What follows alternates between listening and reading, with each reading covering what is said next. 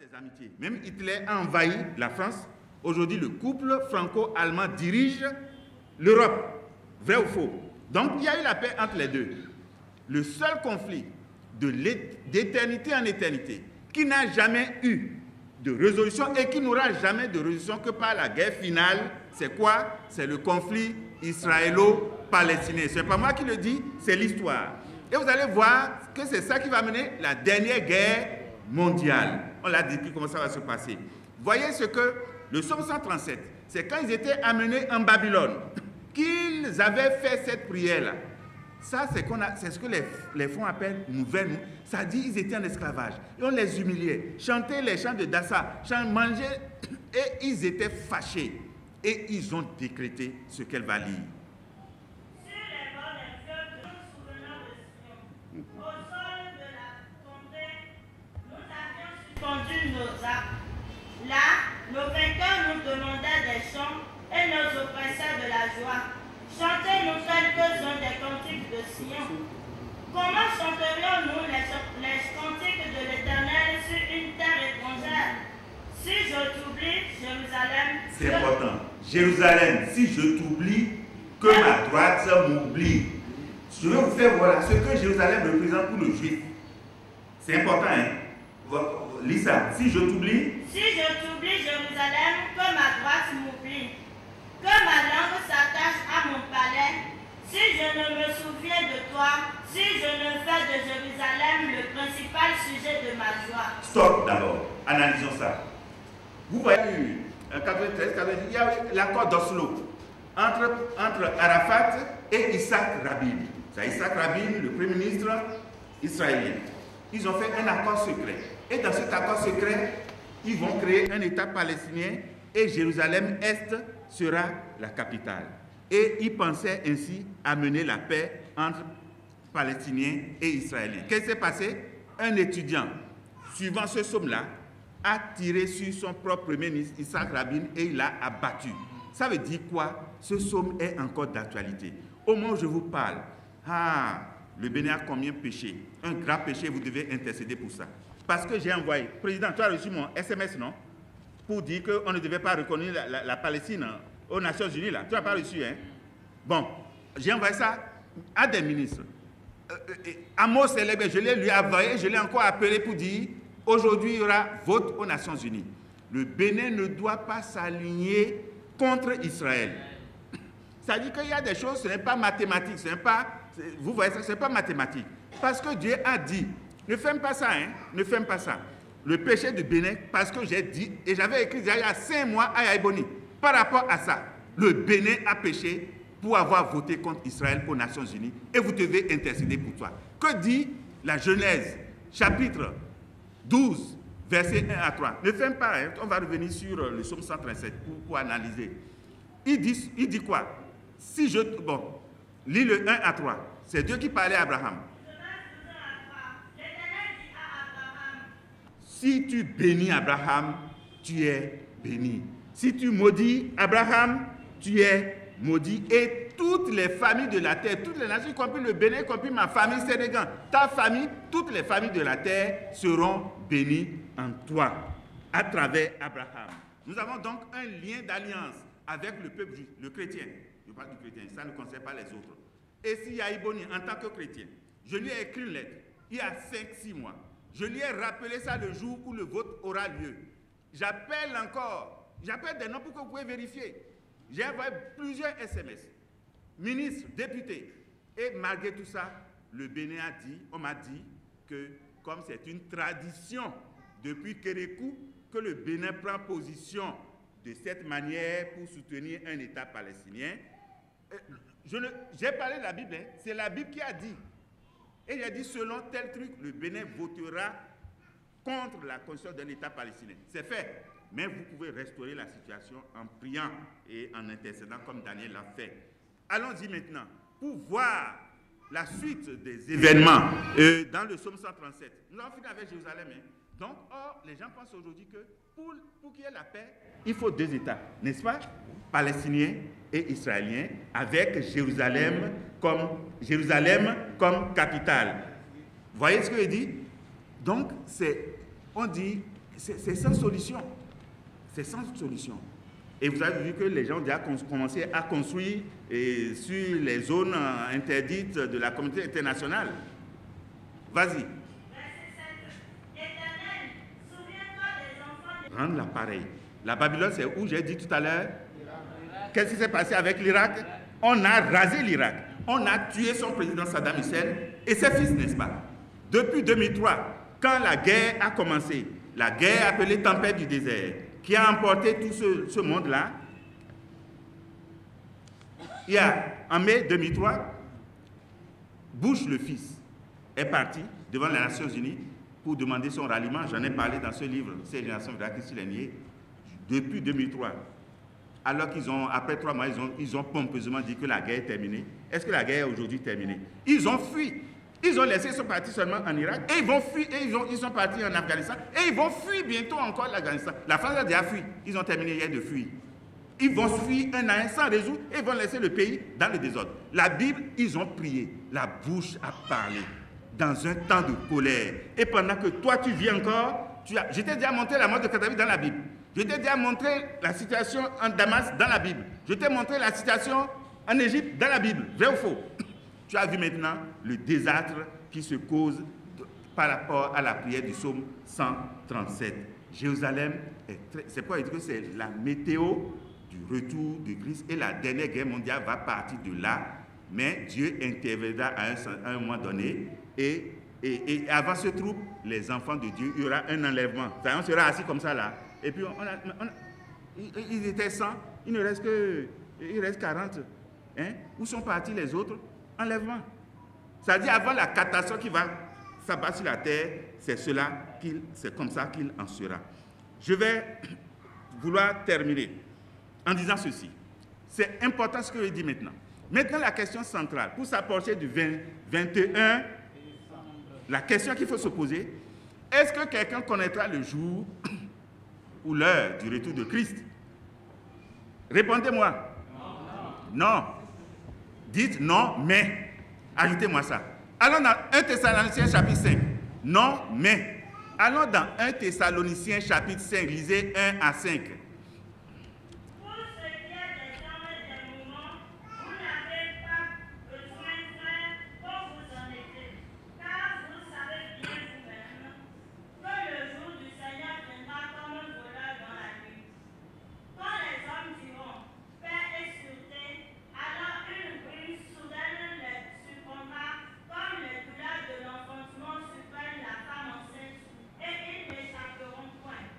Mais vous... Stop.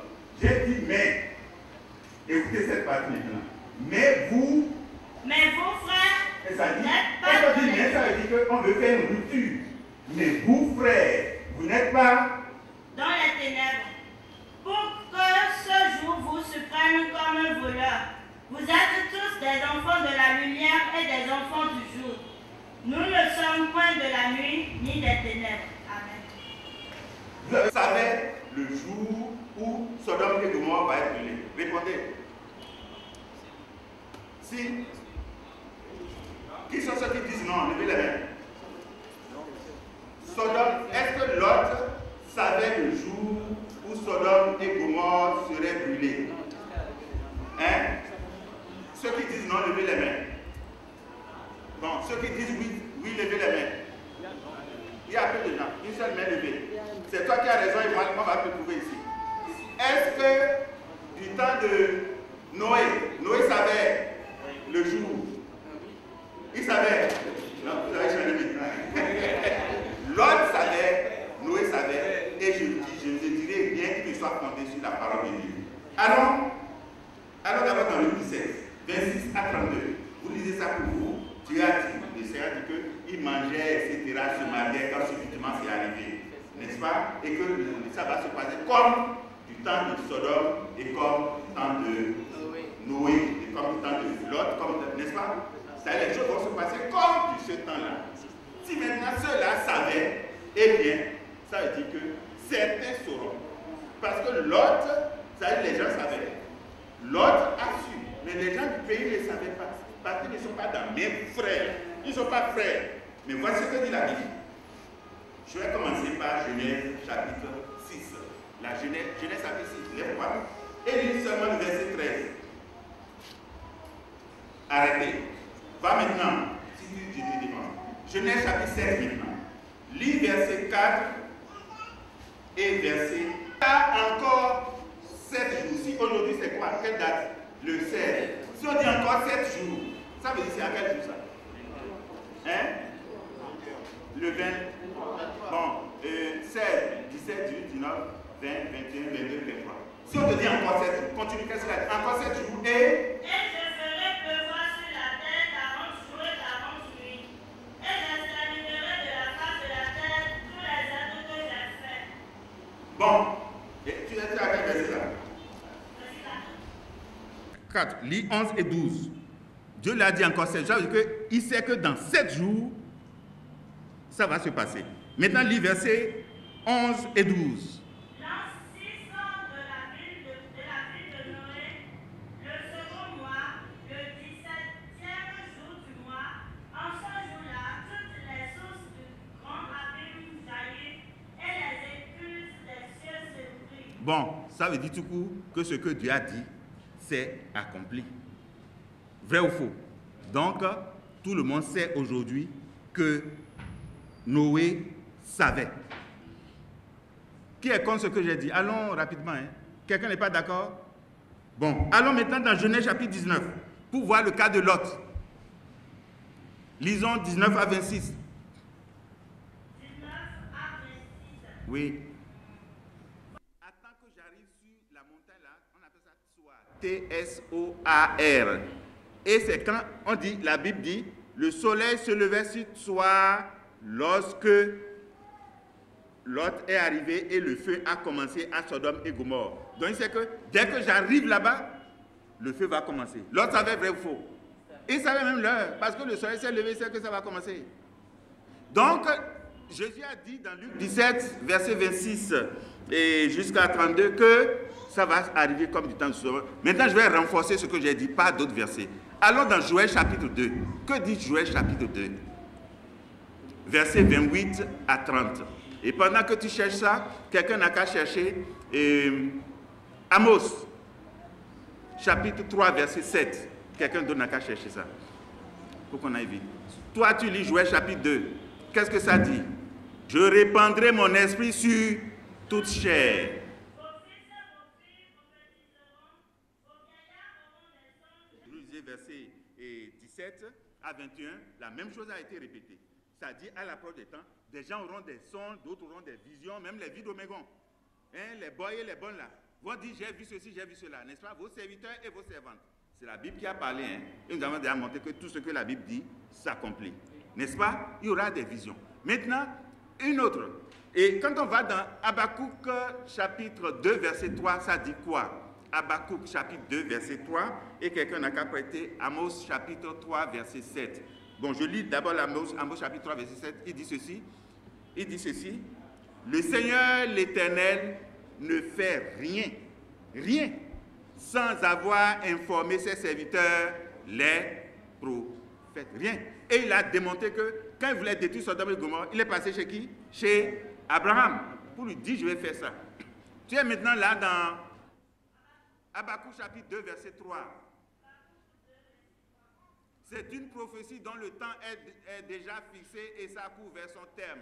Si elle tarde, il faut l'attendre, car elle s'accomplira certainement.